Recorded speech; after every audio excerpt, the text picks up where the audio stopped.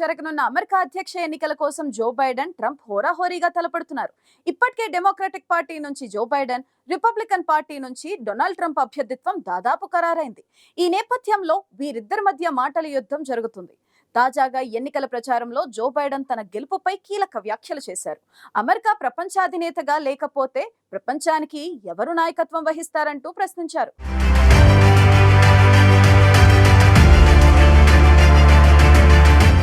America అధ్యక్ష ఎన్నికల ప్రచారం రసవత్తరంగా సాగుతోంది. రెండోసారి అధికారాన్ని చేపట్టేందుకు ప్రస్తుత అధ్యక్షుడు జో బైడెన్, మాజీ అధ్యక్షుడు డొనాల్డ్ ట్రంప్ పోటీ పడుతున్నారు.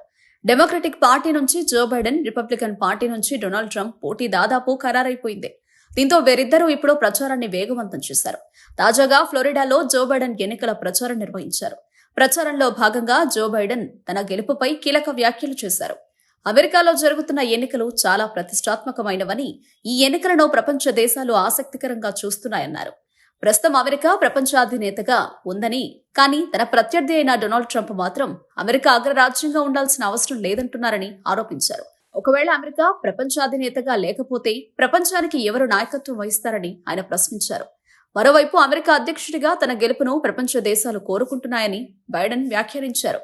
తాను G7, G20 సమావేశాలకు వెళ్లినప్పుడు పలు దేశాల అధినేతలు తాను గెలవాలని కోరుకున్నారని, అదే విషయాన్ని తనతో చెప్పారన్నారు. తాను గెలిస్తేనే ప్రపంచవ్యాప్తంగా ప్రజాస్వామ్యం నిలబడుతుందని వారు అభిప్రాయపడ్డారన్నారు.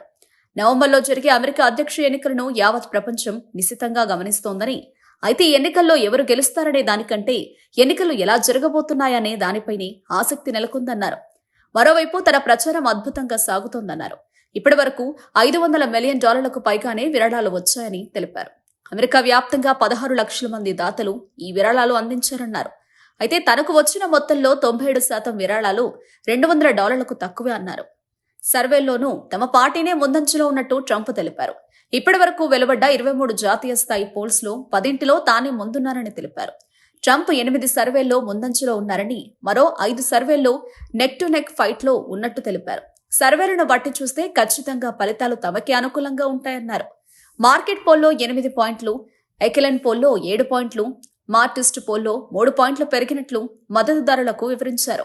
గురూజీ రామ్ నారాయణ్ జీ ప్రపంచ ప్రఖ్యాత జ్యోతిష్యులు ఇప్పుడు మన హైదరాబాద్ లో ఎటువంటి సమస్యలకైనా తక్షణ పరిష్కారం చేయబడును. సంప్రదించండి 96651137, 9000004357.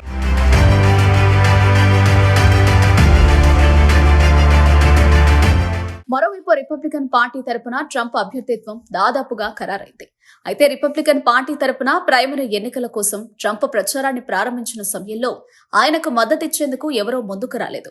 రిపబ్లికన్ పార్టీ తరపున పోటీ చేసిన వారికి మద్దతు లభించింది. అయితే ట్రంప్నకు అనూహ్యంగా మెజారిటీ లభించింది. రిపబ్లికన్ పార్టీ తరపు నుంచి అభ్యర్థిగా ట్రంప్ అభ్యర్థిత్వం దాదాపు ఖరారైంది. దీంతో ట్రంప్కు మద్దతు పెరుగుతోంది. అయితే రిపబ్లికన్ పార్టీ తరపున అధ్యక్ష అభ్యర్థిగా డొనాల్డ్ ట్రంప్తో నిక్కీ హేలీ పోటీ పడ్డారు. అయితే ఆయన వ్యూహాలకు నిక్కీ హేలీ బరిలో నిలబడలేకపోయారు. అయితే పెన్సిల్వేనియాలోని రిపబ్లికన్ ప్రైమరీ ఓటర్లలో మెజారిటీ భాగం నిక్కీ హేలీకి ఓటు వేశారు. పెన్సిల్వేనియా GOP ప్రైమరీలో కనీసం 147,000 ఓట్లను నిక్కీ సాధించారు. 2016 అధ్యక్ష ఎన్నికల్లో నాటి డెమోక్రటిక్ పార్టీ అధ్యక్ష అభ్యర్థి హిల్లరీ క్లింటన్ పై ట్రంప్ దాదాపు 68,000 ఓట్ల మెజారిటీతో విజయం సాధించారు. మంగళవారం జరిగిన GOP ప్రైమరీలో ట్రంప్ సునాయాసంగా విజయం సాధిస్తారని అంచనా వేశారు. 92% ఓట్లలో ట్రంప్ 84% ఓట్లు సాధిస్తారని భావిస్తున్నారు. అయితే అమెరికా అధ్యక్ష ఎన్నికల్లో పెన్సిల్వేనియాది కీలక పాత్ర. 2020లో జో బైడెన్ దాదాపు 80,500 ఓట్లతో ఇక్కడ విజయం సాధించారు. దేశవ్యాప్తంగా జరిగిన రిపబ్లికన్ ప్రైమరీలలో ట్రంప్ ఆధిపత్యం చెలాయించినప్పటికీ అధ్యక్షుడిగా గెలిచేందుకు మాత్రం ఆయనకు చాలా అడ్డంకులున్నాయి. అరిజోనా, విస్కాన్సిన్ వంటి కీలకమైన స్వింగ్ స్టేట్లలో GOP ప్రాథమిక ఓటర్లలో 5వ వంతు ట్రంప్ కాకుండా మరో అభ్యర్థిని ఎంచుకున్నారు. ఇటీవల ట్రంప్ న్యాయ పోరాటాల నేపథ్యంలో పెన్సిల్వేనియా ప్రైమరీ తెరపైకొచ్చింది. న్యూయార్క్ క్రిమినల్ కేసులో నేరారోపణలు, కోర్టు విచారణల కారణంగా ట్రంప్ ప్రచారానికి అవరోధాలు కలిగే అవకాశం ఉంది.